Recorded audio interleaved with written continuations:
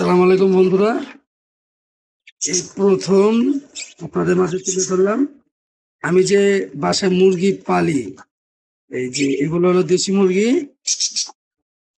দেখেন, মোট 9টা বাচ্চা এখানে। আর এই দুইটা হলো আমার মেয়ে আপনার ওই যে 20 টাকা করে যে ছোট মুরগিগুলো বেচে না, সেগুলা 4টা আনছিল।